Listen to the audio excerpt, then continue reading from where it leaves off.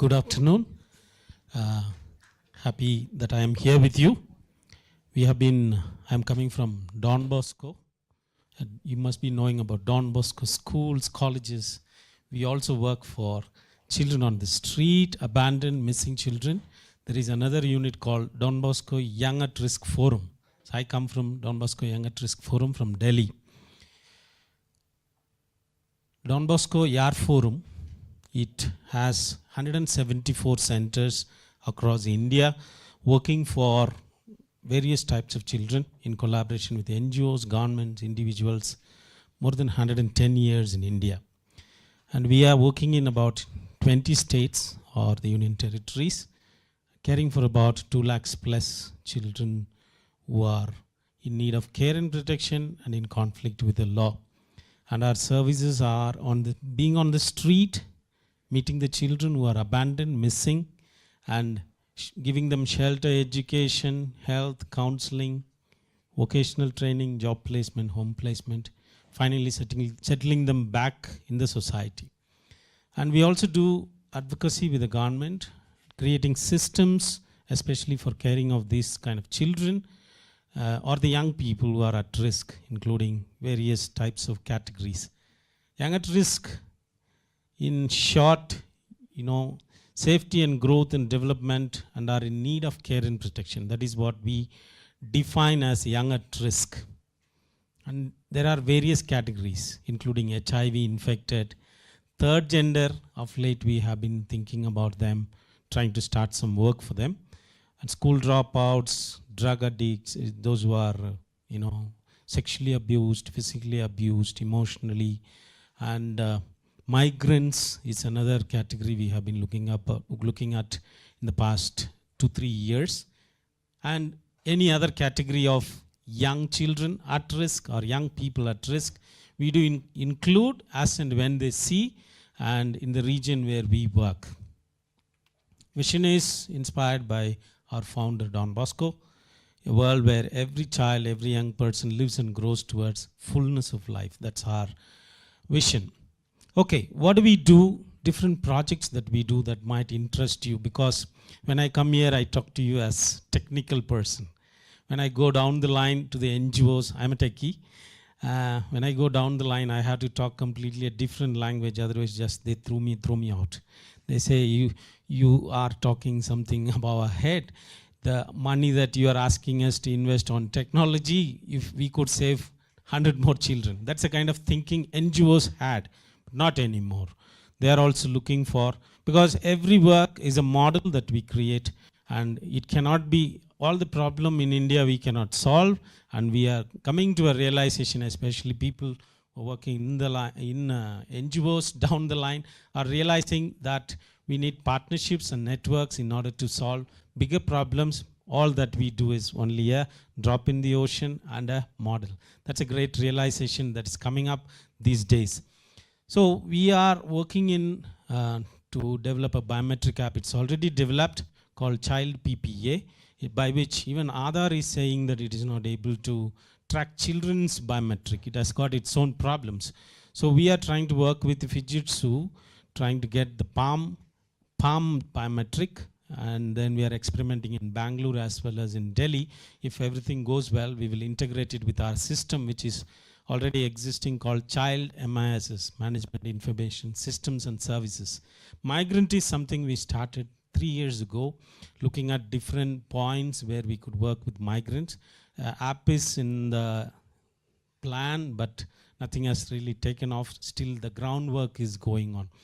JJ Alliance is another important work we do in the national level, trying to improve the system of juvenile justice, in partnership with the government, and also educating down the line, implementing the law, as well as taking forward the system, improvement of the system with the government, like trying to be a linkage. That's another program we have.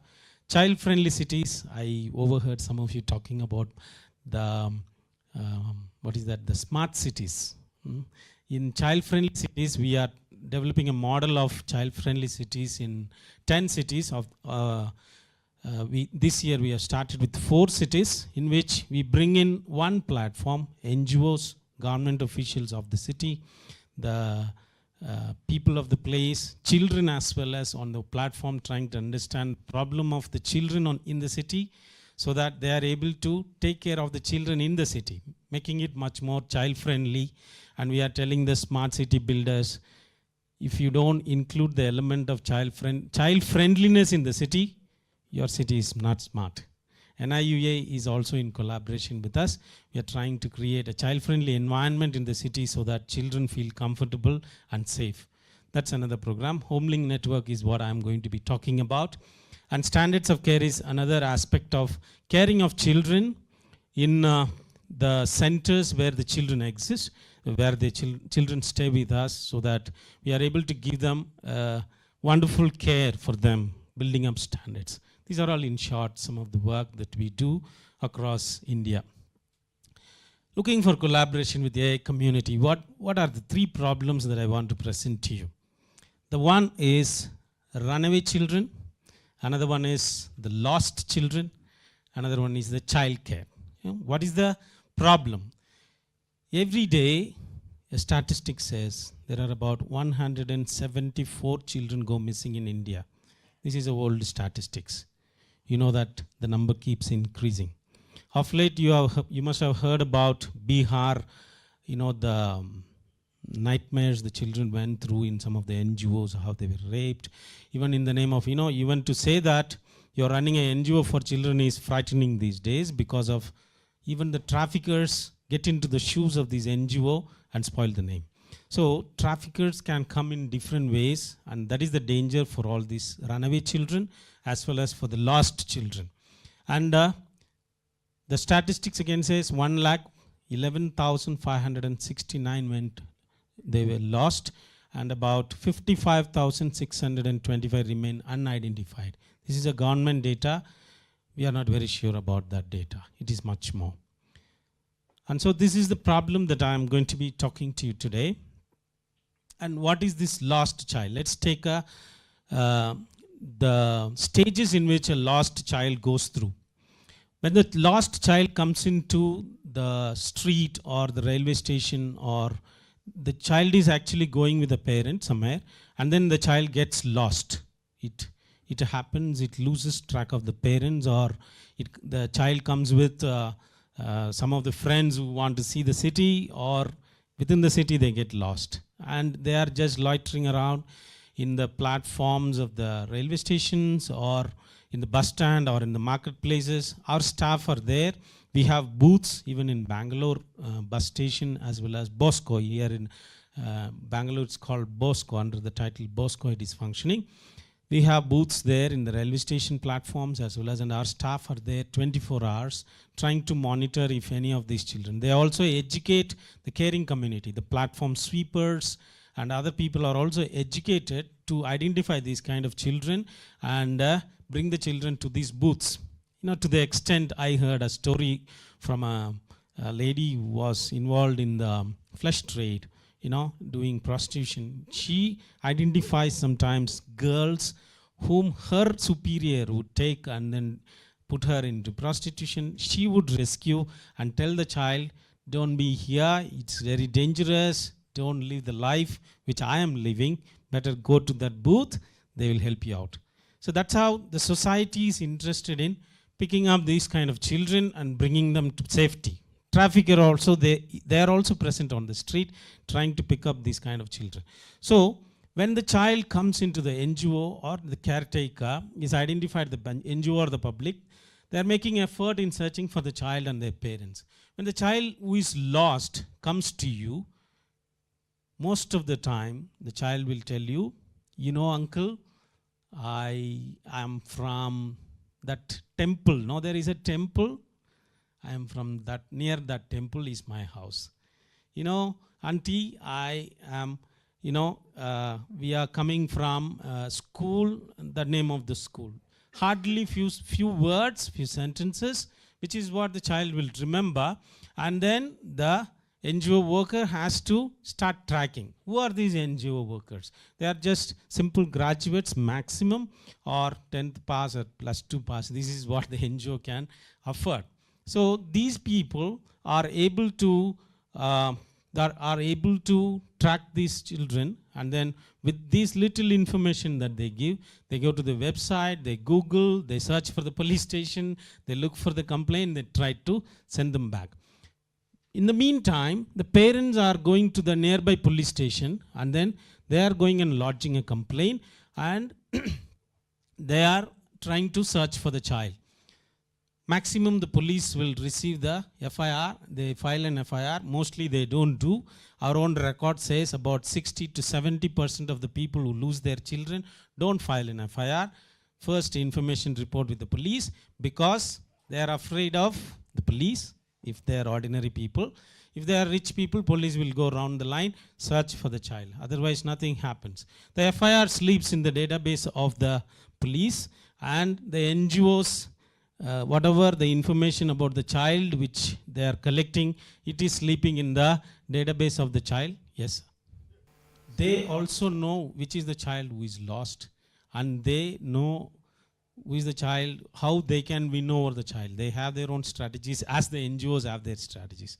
The child, child is lost, and so it falls prey to this kind of trap that they set, and so gets into the problem. That's why the time the child lands on the street till it is rescued is that very crucial time we need to spend in order to rescue the child. Have I answered your question?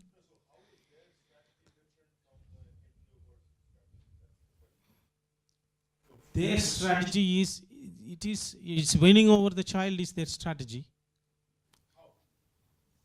By giving a sweet, by promising work, by promising to take them back home. If the child is crying, whatever the child is addressing is the answer that they will give accordingly. Yeah? Yeah. So there is a information about the child is lying in the database of the NGO.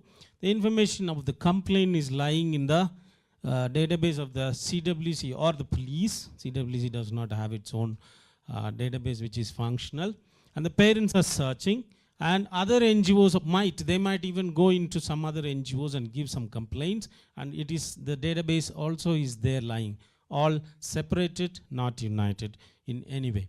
And the challenges for this lost child is how we can reduce the time in restoring the child. The child tells you few words. With that, how we can search the police station or the database, how we can connect. That's a big challenge. How can we help in tracing the parents or guardian while with the words uttered by the child? It will just tell you school, the child will tell you school or temple or sweet shop or bus stand, friend's name, father's name, mother's name. These are all minimum you could get. And how we can connect various databases. This is a big challenge that we have. And how can we make the distributed data of child available to police and CWC, the child welfare committee in each district, who can make a decision to get the child back. And the analysis report for the NGOs take action. Which area more children are coming, and which area, how we can solve the problem, etc. Yes.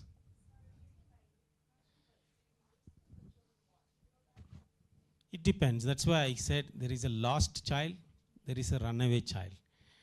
The lost child wants to go home. A runaway child does not want to go home because of smaller problems or fight at home, possibly.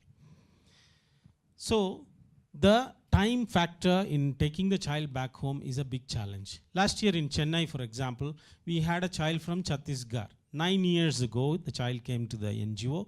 They made effort. They took the child once or twice to Chhattisgarh. They could not identify the child's place. Okay, so they put him back here, educated in Tamil medium. The child reached up to 9th class. The child every year would reveal some information. With that, they made effort. When he was in 9th class, they traced the parent. Yeah, after 9 years or 8 years, it's a joyful event, but the child has already studied in Tamil medium and he cannot go back to Chhattisgarh. So this is a challenge. You know, what is the mistake of the NGO? They couldn't help it out. And the parent has tried, but the databases, the information is not connected, and so we are not able to settle back home. Such stories do come up every year in every city. Okay? And the number of children who come in, for example, it's easy how much a NGO can employ. NGO gets 40 children. In Bangalore, for example, 40 to 60 new children come every day into the city. And counseling 40 to 60 children, what is a challenge? And the amount of time that is spent. These are all challenges that we need to. Restoring a runaway child. Runaway child will come and change everything of his identity. The child comes to the street. It is lucky that you are able to identify and bring the child home. And then when you start counseling, if he is from a Muslim community, he will say, I am James. He will change his name. He will change his religion.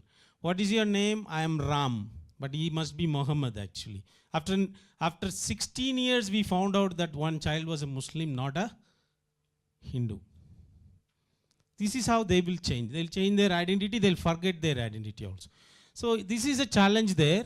In this place of a runaway child, collecting a biometric and identifying possibly is a solution. That's why we are running a experiment with this biometric. And this distributed database, Aadhaar is having its data, but how we can connect it? Very difficult. And then HomeLink has its own data. TrackChild has its own data. Koyapaya has its own data. All these are having independent data, not connected. But they are willing to join hands in order to solve the problem. The challenges is again, which biometric will work for the children? Aadhaar says it will not work. So what is the solution? Can we not create a common platform in which all these biometric can be tested out? This is what we had been discussing for past 2 years with Microsoft, and some solution or some model has emerged, we have not yet implemented. Can the AI platform provide enough data for the counselor to identify the child and help the child to get back home soon? Because the pattern in which the children talk, sometimes it is the same. So can this AI give the counselor, who is an ordinary person with a degree, should be assisted in order to identify what category and what are the problems this child is saying, and what possibly in the experience that we have with the data, whatever is the solution. Can AI provide data to assess the problem of the child based on his behavior, reaction, words used, and accordingly do the counseling and correction process? Is a challenge. And the care and protection, the third problem. Yes. 1 minute, I'll finish. The care and protection is, again, the child is staying with us, he may be orphan and he has nobody. We know that he has nobody, and so we start taking care of the child. But whatever may be the situation, in a particular place like Bangalore, they may be very innovative in taking care of the child on physical development, social, emotional, intellectual, spiritual care, etc. All these levels, each one will be innovating. But all these innovation will lie within one NGO. Suppose these all get formulated into a kind of analysis, and we are able to identify this innovation and put it as a standard for the whole of India or the whole of the world, and then measure accordingly. Whenever you ask a few inputs, that NGO people are ready to get and feed it inside. And with that, every quarter we are able to assess and say, this child is not okay emotionally, this child is not okay in the knowledge wise, and then take measures. So when we are able to give them feedback, they will always act. There is every chance that there is a corrective measures. So with the data available, can we not provide this? This is a challenge. Can we check with few input variables whether the child is progressing in all forms of growth? Can we create standards? What are the new challenges that are emerging? Because every year the type of children who come and the type of challenges that they throw is new.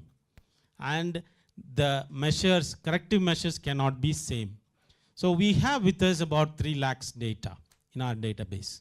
In the past 6 to 10 years, we have been working with Visual Basic, starting with the DBase and Visual Basic. We have been having databases, and now we have in Microsoft Azure platform also data about 3 lakhs we have, and we have home placed about 1 lakh odd, and institutionalized about 67,000. They are in contact about 13,000. All these are only entered data. Not all the NGOs enter the data. This is entered data, but the actual work is enormous. And the children who died also, these data also we are able to maintain.